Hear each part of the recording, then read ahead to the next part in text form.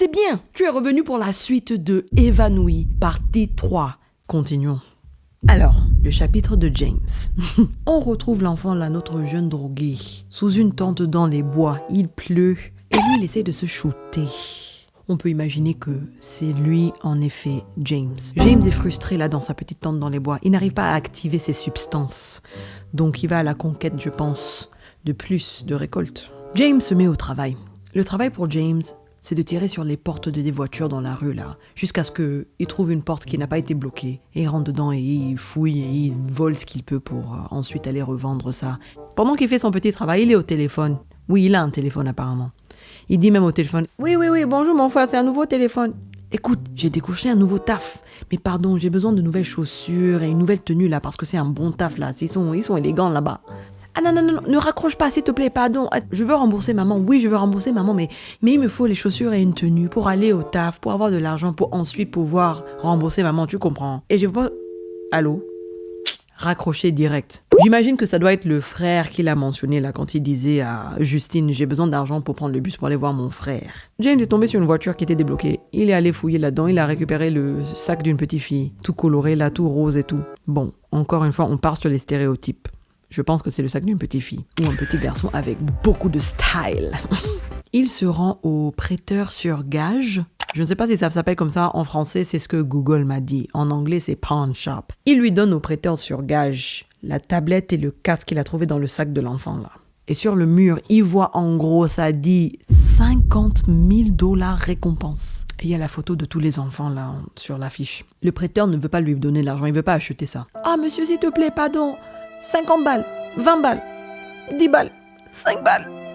Rien. Il ne veut pas ça entre ses mains, c'est trop chaud. C'est là que James est en train de courir et il se rend dans une allée. Et il essaie d'escalader là une poubelle pour rentrer dans un immeuble. Et c'est à ce moment-là que la police l'arrête. Il se met à courir. Et le film nous remet à la fin de l'interaction qu'il a eue là avec le policier Paul. Où il lui dit, si je te revois là, ça va être chaud pour tes fesses. Et il le libère. James est en train de se balader dans un quartier là et il est en train de pleuvoir méchamment. Et il se rend devant une maison. On connaît déjà cette maison. Il remarque qu'il y a des journaux qui se sont accumulés devant la maison. Généralement, c'est un signe que les gens ne sont pas là.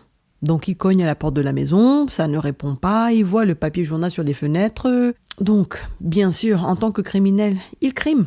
Il escalade le mur de la maison. Je ne sais pas comment, mais il trouve une fenêtre ouverte et il s'insère dans la maison. Tel un cambrioleur d'un dessin animé, il va prendre une thé d'oreiller là dans une des chambres. Parce qu'il va le remplir de petites trouvailles et partir avec. Il va vers une chambre, elle est bloquée.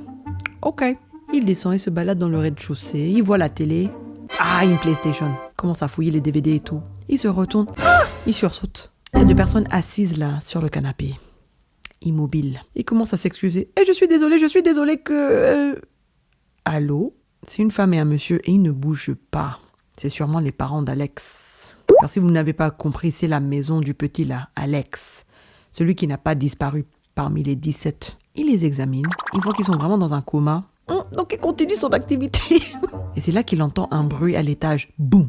Mais encore une fois, ça ne l'empêche pas de crimer. Il continue à fouiller, à voler les choses. Il descend vers le sous-sol et... Oh, qu'est-ce qu'il a trouvé? Des enfants dans le sous-sol.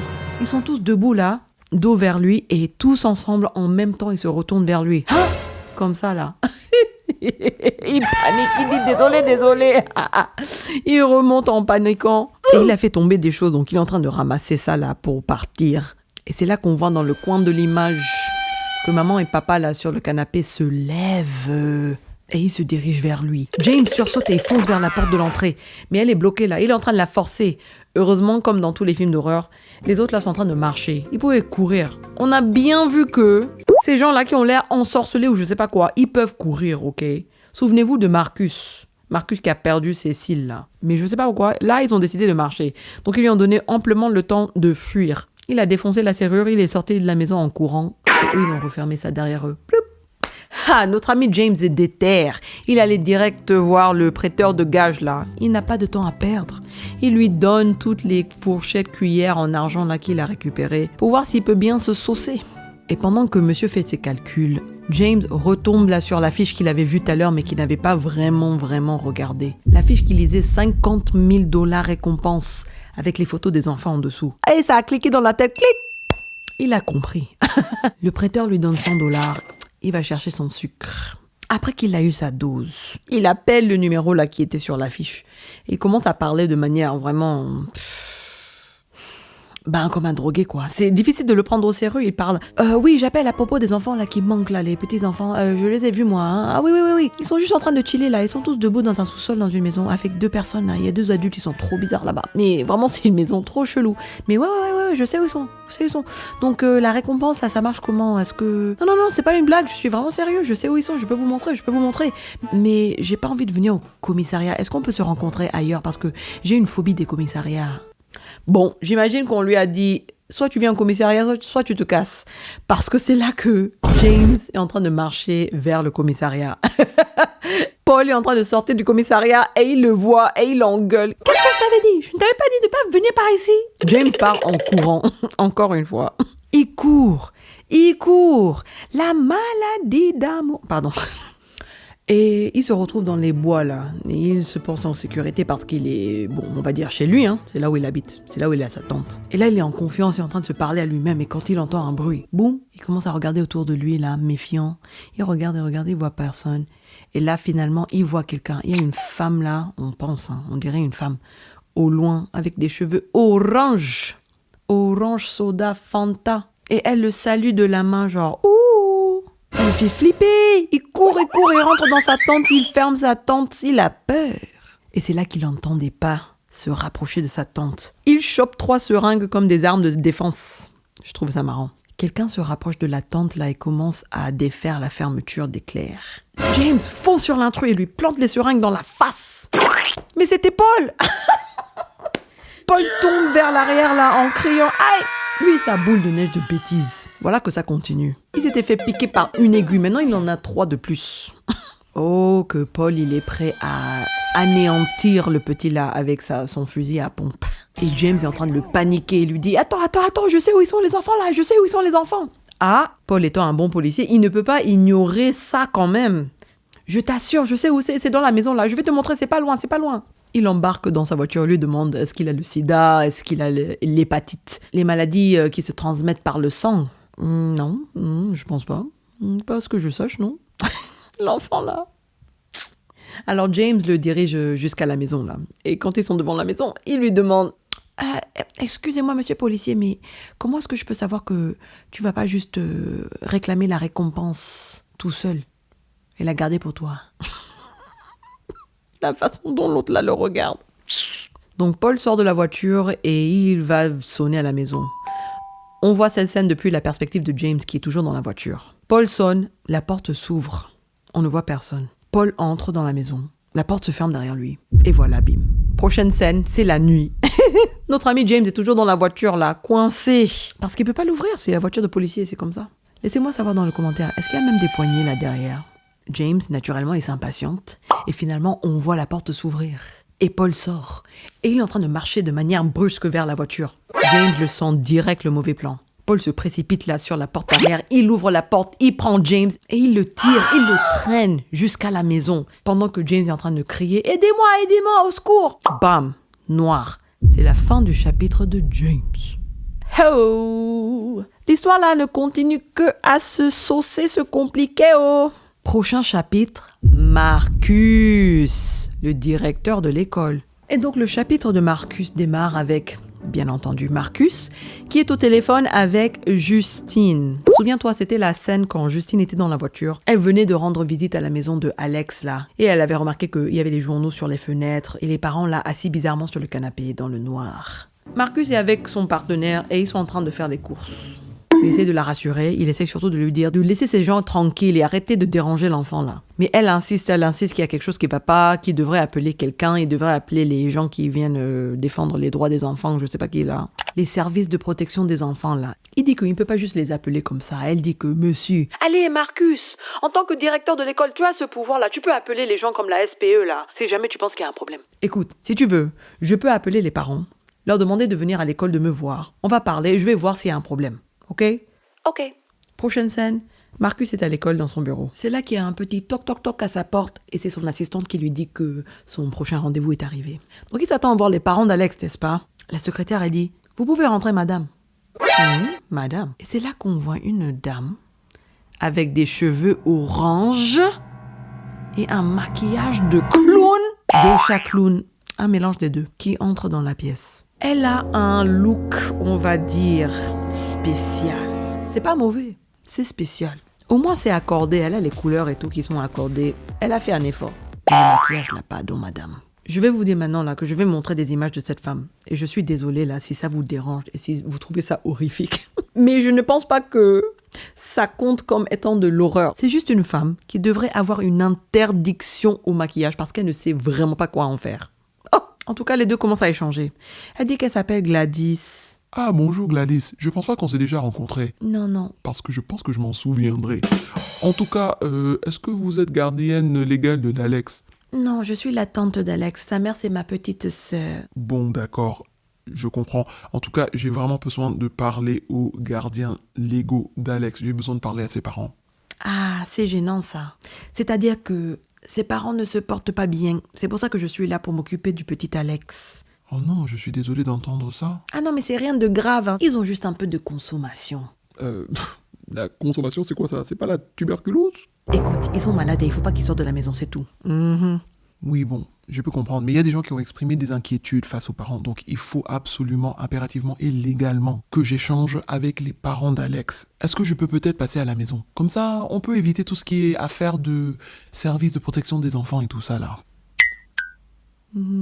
Et qui a porté plainte? Madame, j'ai pas le droit de vous dire ça. Tout ça, c'est très dérangeant. Prochaine scène. Marcus est chez lui avec son chéri et ils sont en train de regarder la télé et manger des petits... je sais pas si c'est le dîner, mais on dirait un apéro. Ils sont en train de regarder un reportage documentaire façon là, sur les fourmis et les parasites qui viennent prendre contrôle des fourmis et dans leur cerveau et tout. C'est intéressant, hein, et c'est pas anodin, je pense. Mais voilà, le concept de parasite qui vient envahir ta conscience, prendre possession de tes actes. Je pense pas que c'était anodin, ce petit message. Ding dong, quelqu'un sonne à la porte. Marcus, il va ouvrir. Et c'est Gladys. Pam pam pam. Elle est essoufflée et elle commence à raconter des sottises. « Oh Marcus, pardon, j'étais allée prendre le bus là et j'ai pris le mauvais bus et ça m'a déposé dans le mauvais endroit et là je suis venue en courant. J'ai passé je sais pas combien de temps à marcher et je me suis retrouvée chez vous. Je suis épuisée, je suis assoiffée. Est-ce que je pourrais rentrer pour un verre d'eau, pardon ?» Non, je pense pas que ça serait raisonnable de... Mais bien sûr que tu peux rentrer, madame. Le chéri de Marcus, il a vu une petite vieille femme qui a besoin d'eau. Il a dit, bien sûr, on va aider cette femme. Tu sais quoi ton problème, toi, là, avec tes protocoles? On n'est pas à l'école? Aïe, c'est triste, hein, cette scène, vraiment. Parce que en temps normal, moi, je suis d'accord avec le chéri de Marcus. Moi, je suis le genre de personne à dire, ah, mais il y a une personne qui a besoin d'aide. On va les aider, non? Mais d'un autre côté, moi aussi, je me suis fait arnaquer par des gens, là, dans les rues qui viennent sonner à ma porte. Et j'ai dû apprendre que la gentillesse, là, ça s'arrête au seuil de ma porte. Désolée. Où parle l'humanité, là? Je ne sais même pas. En tout cas, il invite la clown là à rentrer dans la maison. Elle commence à dire « Ah, quelle belle maison! Ah, ça c'est beau, ça c'est beau! Oh, j'aime bien ça! Oh, les placards blancs dans la cuisine, c'est impeccable, c'est beau! Nani, nanana! » Elle pose son sac là sur leur comptoir. Au fait, je voulais qu'on reprenne la conversation qu'on a eue l'autre jour là.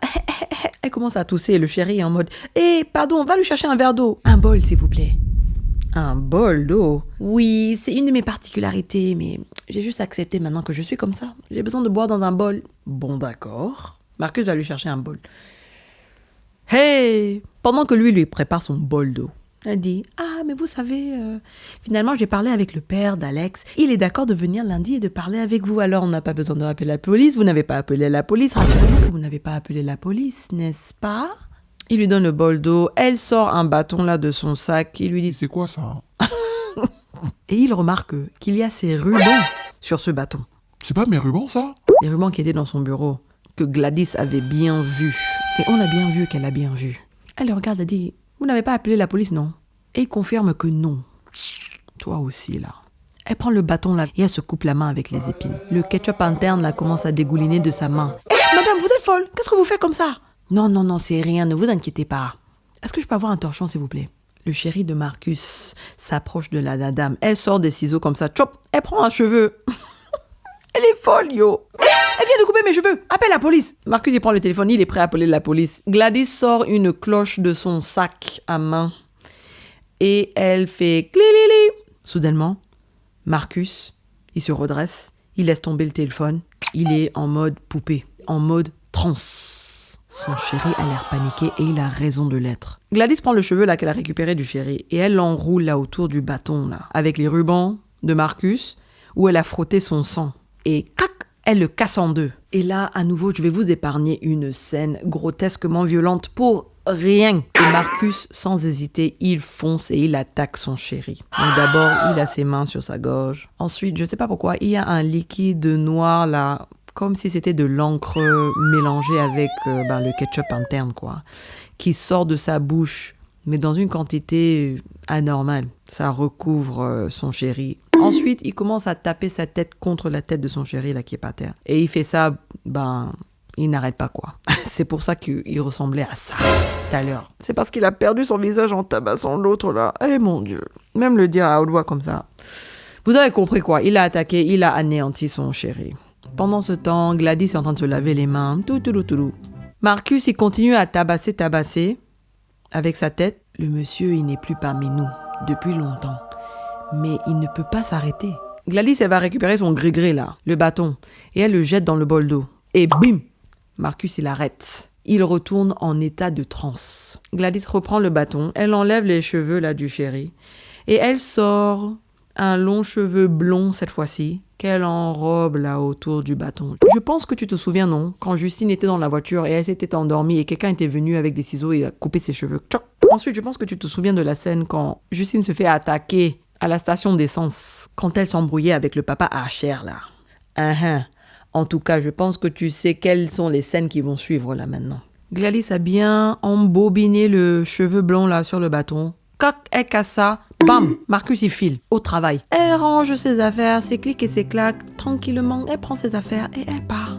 Comme ça, c'est tout. Elle voit sa poupée, là, de loin, qui est en train de courir, là, en formation avion, comme les enfants. Donc, on a compris maintenant que, d'accord, c'est une sorcière.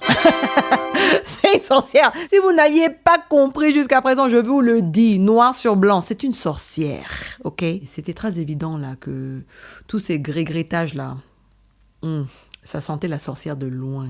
De loin. En tout cas, on voit Marcus là qui court dans la ville. Il traverse la ville carrément. Grâce à la magie noire, il est connecté au GPS du démon.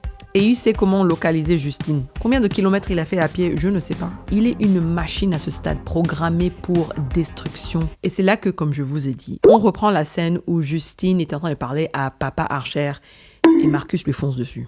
Donc, Justine s'échappe. Elle rentre dans le magasin là de la station d'essence. Le caissier là, il est inutile comme pas possible. Il n'appelle même pas la police, il ne fait rien. Il n'a pas une arme, tu vas me dire. Après, je peux comprendre. Il voulait pas s'impliquer. Pourquoi s'insérer dans le malheur des autres quand tu peux juste le regarder? En tout cas, elle fuit, l'autre la poursuit, papa l'interpelle, boum, à chaque fois. Elle continue à fuir, l'autre la poursuit, ça continue. Il arrive même à éclater la fenêtre de sa voiture. Je ne sais pas en quel sucre cette fenêtre a été construite. Elle a réussi à s'échapper en voiture et il continue à la poursuivre. À pied, bien sûr. Il est une machine, mais il n'est pas une machine efficace, il faut le dire. Il s'est pas arrêté pour dire je vais rentrer dans une voiture, je vais prendre ma voiture, non. Heureusement que les outils du démon, là, ils sont pas sophistiqués. Papa Archer s'est blessé, mais il rentre dans son 4x4 là et il les poursuit aussi. C'est là qu'il voit que, malheureusement, Marcus qui court dans la rue comme ça, à pied, il court, ses feux rouges, il s'est pris une voiture. En tout cas, heureusement pour l'incompétence. Bon, ils ne l'ont pas dit de manière explicite, mais on peut bien sous-entendre que le chapitre de Marcus se termine ici. L'histoire reprend maintenant avec papa Archer. Papa se rend à l'hôpital pour des points de suture sur le bras. En se dirigeant vers la sortie, il retrouve Justine qui l'attend dans la salle d'attente. Les deux se regardent un peu en mode « Bon, on peut arrêter de chicaner là. Il y a des choses sérieuses qui se passent. » Bon, papa Archer, je cherchais à vous remercier quand même pour aujourd'hui. Hey, je parlais avec Marcus récemment et il était normal. Je ne comprends pas. Je n'ai jamais vu un comportement pareil de ma vie. Ah, moi si. Et c'est là que Marcus, il lui montre sa carte. Ah, mon objet préféré de ce film, cette carte-là. Et il lui explique que la façon dont Marcus il courait, c'est la même façon dont son enfant courait là quand il a vu la vidéo de son enfant fuir. Et c'est la même façon dont l'enfant de l'autre vidéo qu'il a vu courait aussi. Et il dit que c'est comme si ils étaient militarisés, comme des missiles à guidage thermique. Et c'est de là que vient le titre Weapons, qui veut dire armes.